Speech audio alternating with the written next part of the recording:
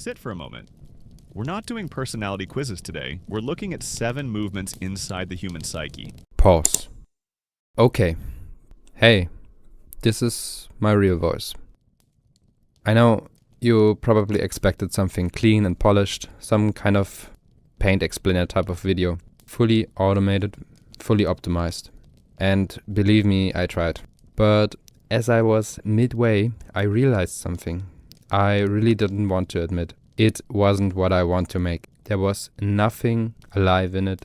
It was just fabricated, effortless, in the wrong way. The kind of thing I could churn out twice a day without thinking, without feeling, without being present at all. It wasn't creative, it was content, a product.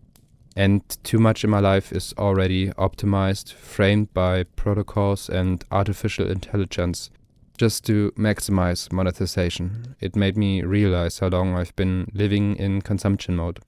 How I set myself up for it, losing spirituality and the interest to create something. I was just scrolling, watching, absorbing. And slowly, without noticing, I stopped creating anything myself. And man, that does something to you. It drains you, it flattens you, it makes you forget your own edges. The world has been loud lately, like painfully loud. Everything is news or noise or panic or someone telling you why you should be furious today. And when you let all of that just in, without responding, without turning it into something, you lose agency. You become spectator in your own mind.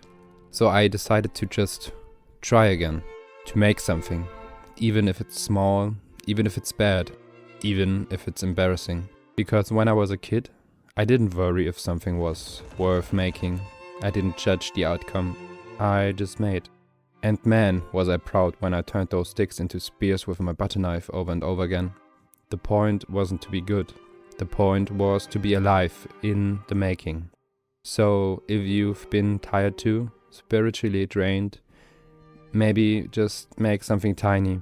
Draw a doodle right now, or please turn off the computer at least after this video and write down everything until your head is quiet again.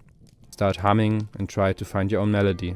It doesn't need to be profound, it just needs to be yours. I'm going to try doing that more here, finding my own style without expectation for it to be perfect or optimized. I would love to inspire someone someday. And if you want to stick around while I figure this out, cool. And if this channel disappears into the void of your 800 other subscriptions, also fine. No promises, no journey begins now speech. Just let's see where this is going. Alright, thanks for being here for this part. Now let's get to the thing you actually clicked for. And have fun creating.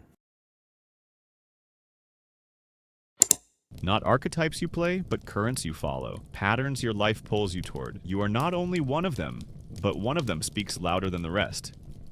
1. Change, the restless force.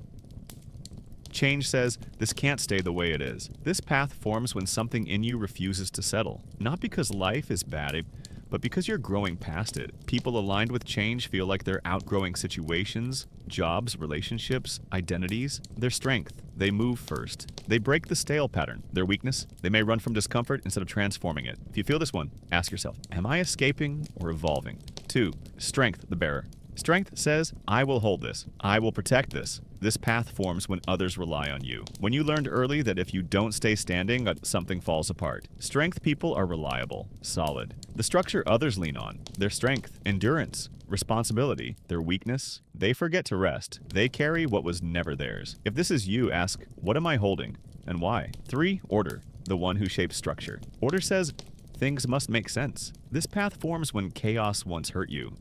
Order people create plans, frameworks, boundaries. Their strength, direction, and stability. Their weakness, rigidity. Mistaking control for safety. Ask yourself, am I being safe or am I just controlling? 4.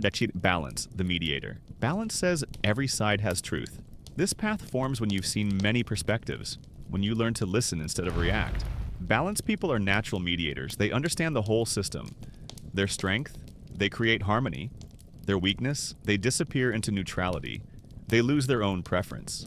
Ask yourself, what do I want? Not just what's fair. 5. Unity, the connector. Unity says we belong to one another. This path forms from a deep longing for connection. Not shallow social belonging, but real recognition. Unity people make others feel seen. They draw groups together, their strength, community building, their weakness, self-erasure.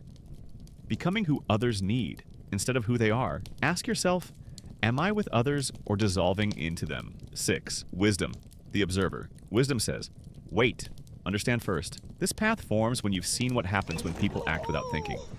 Wisdom people watch longer, listen deeper, see patterns others miss. Their strength, clarity, their weakness, inaction. Staying a witness forever.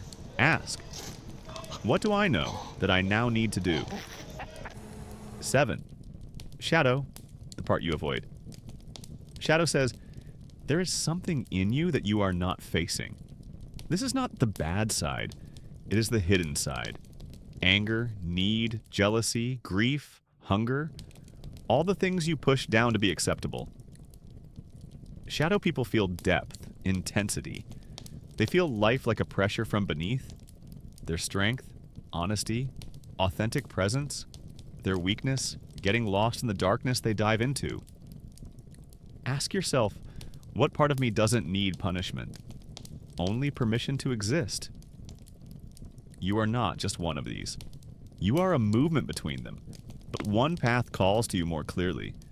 You probably felt it while listening. You don't need to become anything. You are already moving. The only question is, in which direction?